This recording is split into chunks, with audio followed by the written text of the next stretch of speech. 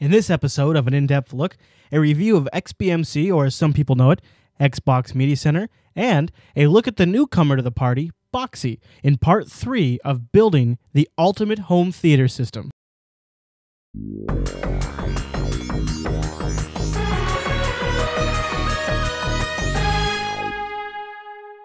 Part of building the ultimate home theater system, of course, would be the playback of all your content. And as things go more digital and we have home movies that come on tapes or discs so that you load via USB, a lot of camcorders have hard drives now that you can save off to your computer, digital cameras, music, all those kinds of things. A big issue is getting all of that content into your theater system. Now, you might want to take things up a notch, and one of the ways to do this would be with XBMC or Boxee. Either one of these two products offer a ton of features, and in the case of XBMC, can run on Linux, Mac, or Windows, or the Apple TV, or if you don't need 1080p, 1080i playback, an old hacked Xbox, which you can pick up for dirt cheap. Kind of the history and the background of XBMC is that it's an open source GNU project. It originally did start out for the Xbox, and then as the Xbox kind of aged, they came out with an initiative to get it running under Linux, Windows, and Mac OS X. Now, they've been developing it for a couple of years now, and they've really gotten the product somewhere where it's quite nice and usable. It has lots of features and also can play back any codec. It has support for any codec that you have on your computer. So if you have MKVs or XVids, or if you have even QuickTime or OGG files, as long as your computer system that you're running XBMC on has the codec, you're fine. You're set. So that's also a very nice feature. It also has a Python-based plugin system, so there's lots of plugins coming out for XBMC that really extend the functionality. Things like the weather, so you can check your weather in your current location right on your TV. That's nice in the morning as you're getting ready. They have YouTube. Maybe you want to watch shows like this in your media center. They have plugins out there for YouTube. There's Netflix plugins to check your queue. There's movie trailer plugins. It's on and on and on. Now, a lot of them don't come built in. I think the weather one does, and maybe the YouTube one. But you can find them, and you pretty much drop them in a directory, and they work. So XBMC is very nice. It's got lots of different themes and skins for it too, so you can get looking very nice. There's some very, very, very nice visual themes for XBMC, and if you want to find some of those, I recommend lifehacker.com, where they've done kind of a highlight on a lot of the features. If you are on a Mac, you probably want to check out Plex, which is it's based on XBMC. It pretty much follows the code base exactly, but they're tweaking it a lot to work on Apple Macintoshes, things like iTunes integration and using the Mac little remote thing and stuff like that. So Plex on the Mac. But you can also run vanilla XBMC as well, and it works great. That's XBMC. Now, Boxee, kind of like Plex, is based on the XBMC code base, but they're kind of taking a different approach. A startup company actually formed, and they've taken the code base and they're adding and building on top of that. First of all, they have a gorgeous theme. Absolutely gorgeous, and you need full 3D acceleration for this sucker to work. It has transparency. It has all those really nice things that really make on a nice big flat screen. Oh, gorgeous! Both XBMC and Boxee have support for metadata databases of your video content.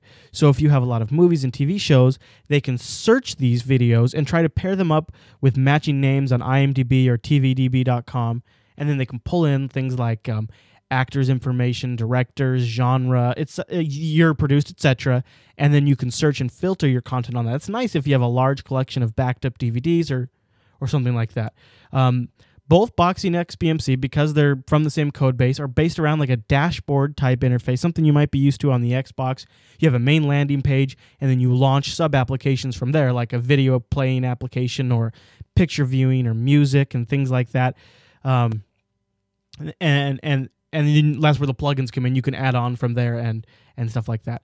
The nice thing about the metadatabase aspect of it is if you use it to search out your content, when you launch into one of those sub-applications like the music program or something like that, all of your album art is displayed up on the screen for you, so you can visually browse through your music, which is nice when you're trying to build a playlist or something like that, or you have guests over and they're using your home theater system.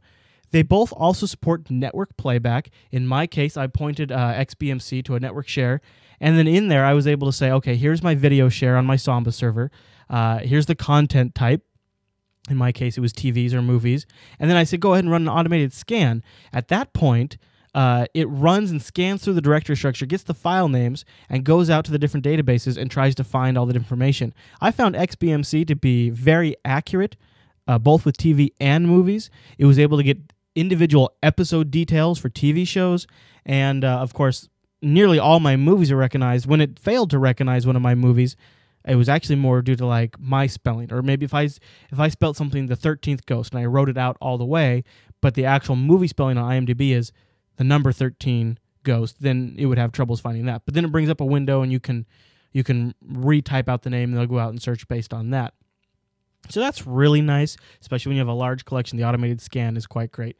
Boxee takes it even a little step further. It completely automates the scan. Once you say, here's some video content, Boxee, just in the background, without even really telling you it's doing it, scans that content and goes out and matches it. Now, the downside to this is I found Boxee not to be as accurate, at least in terms of movies. It paired a lot of my movies, in my movie selection, it paired a lot of my TV shows as individual movies, so it got confused. I was looking at my movies list, and it had The Adventures of Superman in there, and it had a bunch of other TV shows listed as movies, and that didn't work so well. And that's kind of a nice feature of XBMC, is because it's a little more manual and you set the content type, it's also a little bit accurate. Now, in terms of searching out movie database information, Boxee really didn't have any problem finding my movies. It went through, and even the ones where XBMC had some issue with spelling, Boxee didn't really have those problems. The big differentiator between XBMC and Boxee is Boxee really takes things a step further and incorporates social aspects to your media playback. Now, what does that mean?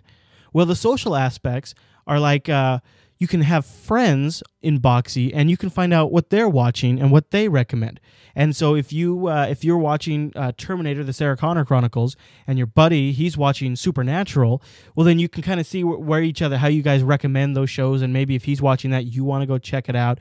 And the nice thing about that is if your buddy's checking out a show that you really want to see, Boxee has integrated Hulu support. So you can go to Hulu inside Boxee, all integrated in there, and stream current and past TV episodes. I think Hulu's US only, so that is a limitation.